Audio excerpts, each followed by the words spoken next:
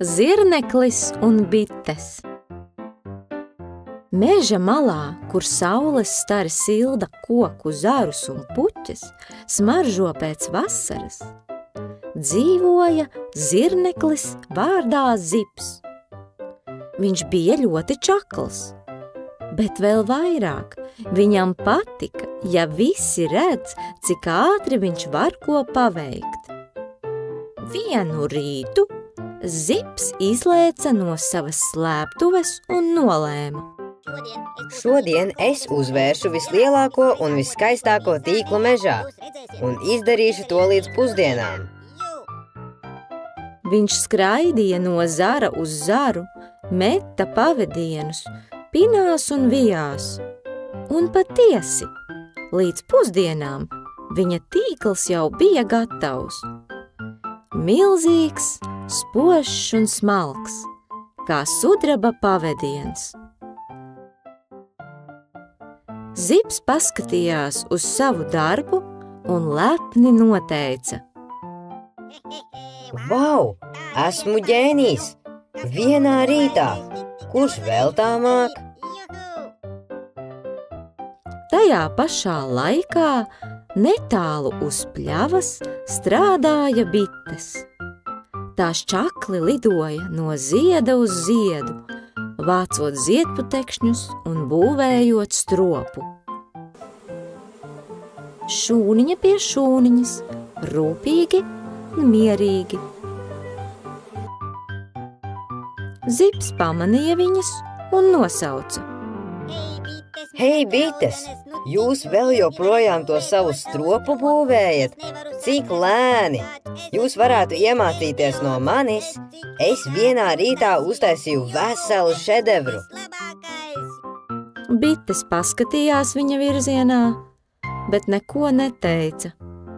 Tās zināja, nav vērts strīdēties.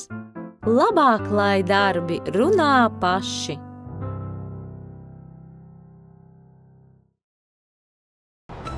Pagāja diena. Vakarā sāka pūst stiprs vējš. Zaru gali šūpojās, lapas krita, un Zipam kļuva mazliet neomolīgi.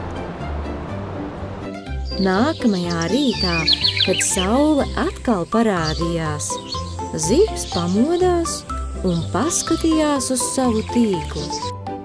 Tā vairs nebija. Vējš bija to saplēsis, aizpūtis prom. No visa lielā tīkla palicis tikai viens saplēsts diedziņš. Zips apjuka. Kas notika? Tik daudz darba, tik skaists tīkls.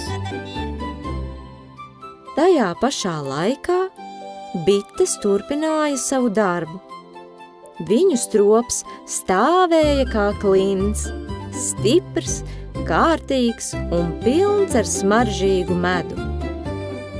Tad viena bite, visvecākā un gudrākā, uzlidoja līdz Zipam un klusi teica: